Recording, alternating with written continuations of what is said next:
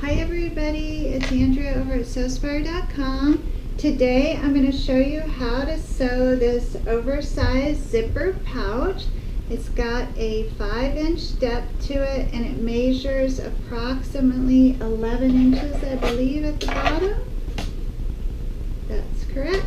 By 5 inches tall. It has a nice zipper top and it is fully lined. So you could use this for a variety of purposes. I'm going to use mine to clean up the countertop in the bathroom and put cosmetics and curlers and things like that in it. So for this project, you're just going to need 4 10-inch by 18-inch pieces of fabric and 1 16-inch zipper. So shall we get started? Okay, for this project, you're going to need 1 16-inch zipper. And I found a really pretty red one, and then 4 pieces of fabric that measure 10 inches tall by 18 inches across. And I'm using 2 pieces of Premier prints for the exterior, and then 2 pieces of quilt weight cotton for the interior. So the first thing we're going to do is attach the zipper to one of the exterior panels. So to do that, you're just going to flip the zipper upside down with the pole facing the right side of the fabric, and then you're going to stitch all the way along that top edge in between the edge of the zipper and the center of the zipper, or the top edge there and the actual zipper portion. You can use a zipper foot, or you can just move your needle position to the center.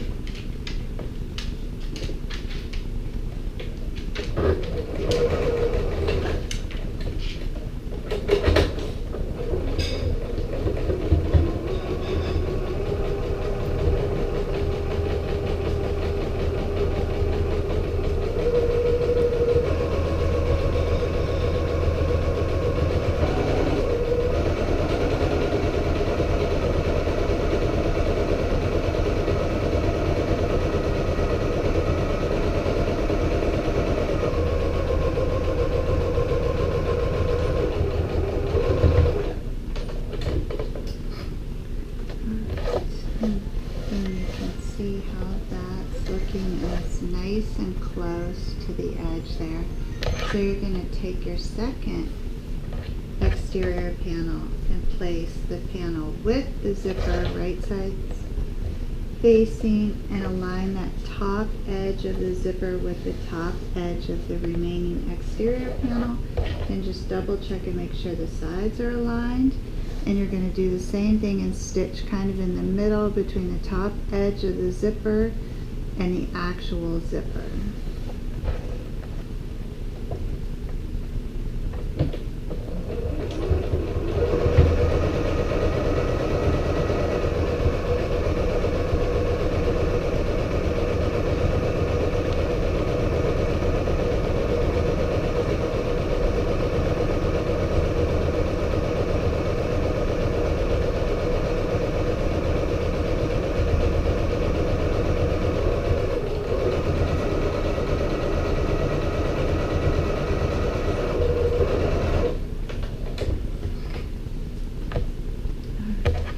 Now when you open that up, you have a much larger panel that is connected with the zipper, and just test and make sure you didn't stitch too close and the zipper functions proper.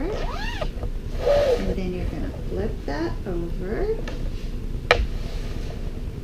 and take one of your interior panels and place that right side down, just covering the zipper. And you'll want to put at least 2 pins in to hold that. You really only need them at the edge because we're going to flip it over and stitch from the top. You want to know exactly where the pins are because you don't want to stitch through them. So when I turn this over on the other side, I'm going to be stitching right across the top here, And I'm going to pull out those pins from the underside. Here's what that looks like. So your fabric is to the left, your interior fabric is to the left, right side up. And then on top of that is your left-hand exterior panel, and you're going to stitch along the right edge of the zipper. And I'm just removing that first pin.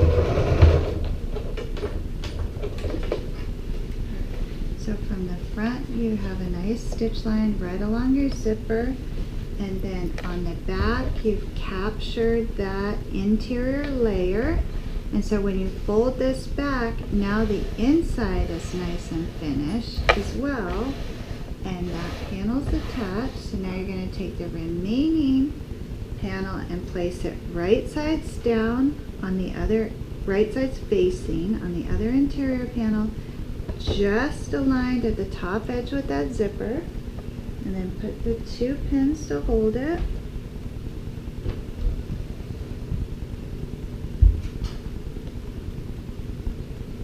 And you're going to turn that over and stitch on the other side of the zipper, capturing that interior layer. And then just be sure to pull out those pins so you don't stitch through them.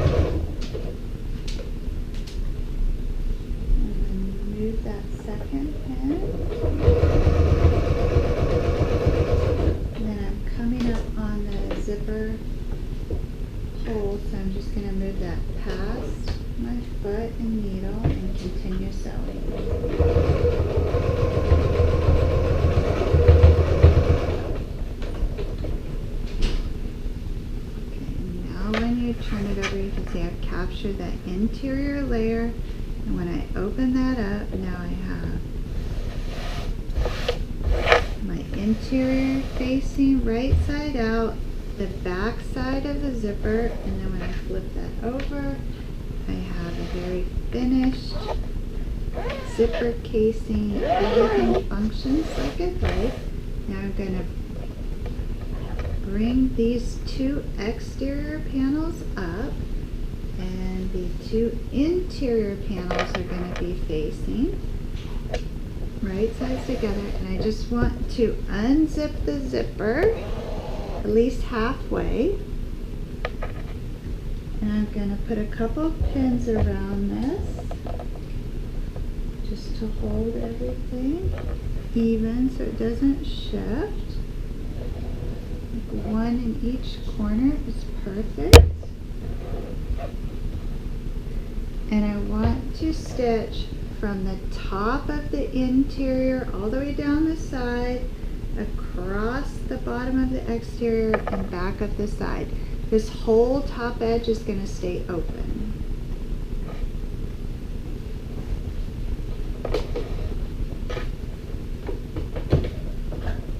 And I'm using 3/8 of an inch seam allowance.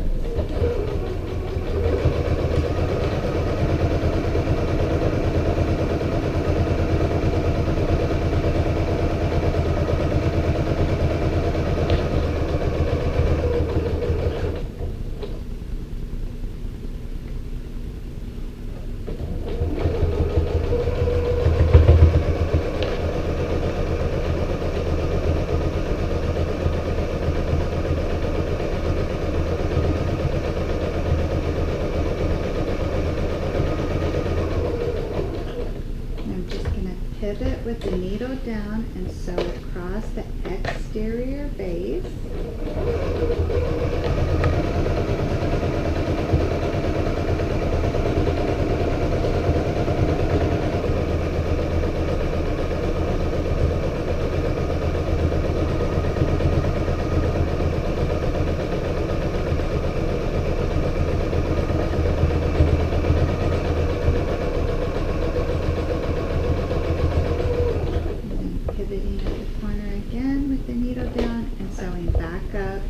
The side of the exterior and the side of the interior.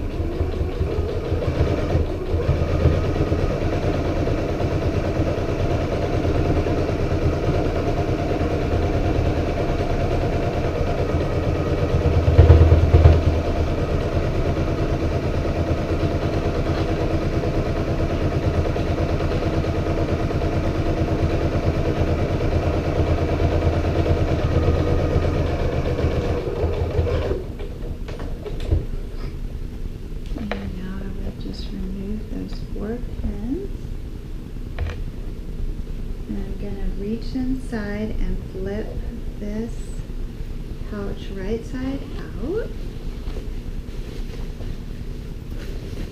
And when I do this, I'm just checking to make sure I didn't miss any seams poking out the corners, because it'd be really easy to go back and fix it.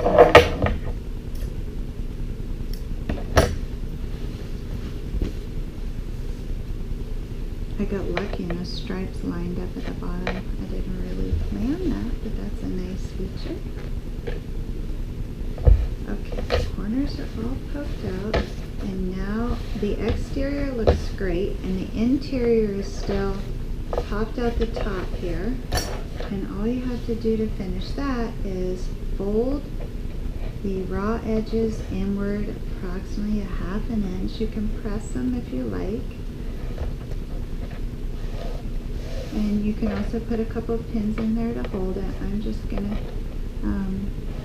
sew that freehand there and close up the bottom.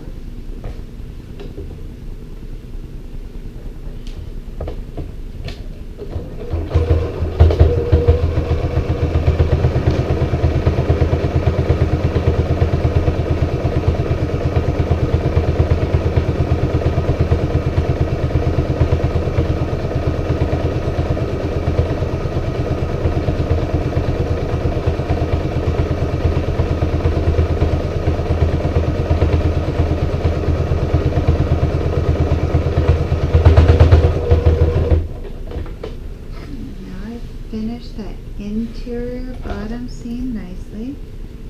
Just trim those extra threads. And I want to tuck the interior inside the exterior.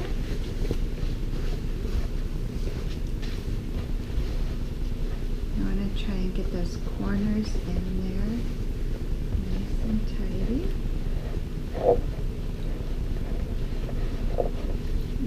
See how good that looks. I love that red with the gray and the white. It's so pretty.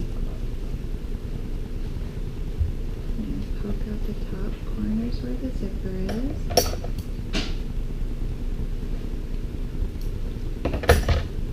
And this looks really good right now. You certainly could stop now and have a great pouch that was fully lined, completely finished, and would hold a lot of things. I want to give this a little gusset at the bottom, so I want to reach inside and make sure those corners are totally poked out, and I'm going to fashion my corner there by aligning the side seams, and I'm just going to stitch across this and create a 5-inch depth across that corner.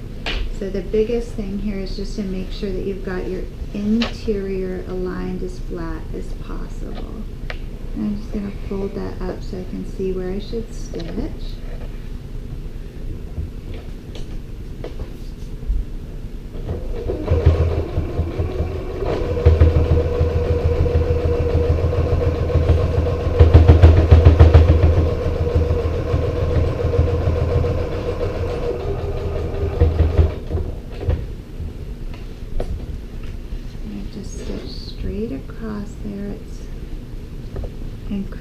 created this depth on the interior and the exterior. So that little corner hangs over, and I'm going to stitch that up. But first I want to create the other corner, and again just poking that all in there and making this nice little tidy triangle at the bottom that is going to then get a stitch all the way across that is 5 inches wide.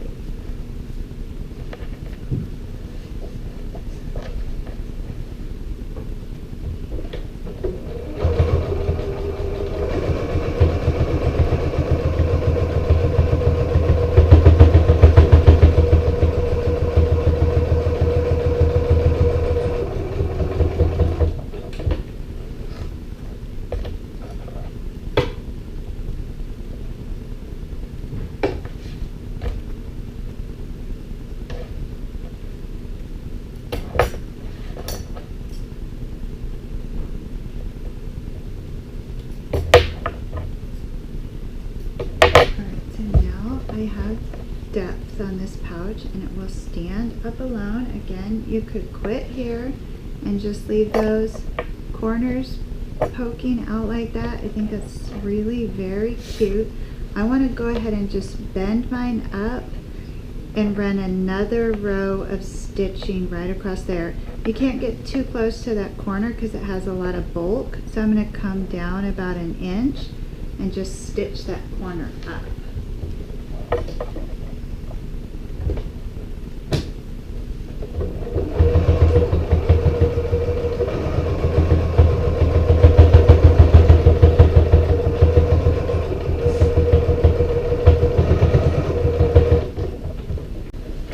And I reinforce on both sides with the back stitch.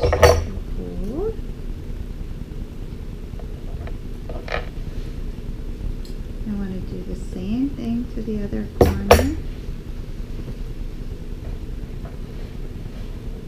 Just folding that up and coming down about 1 inch to avoid that bulk in the corner.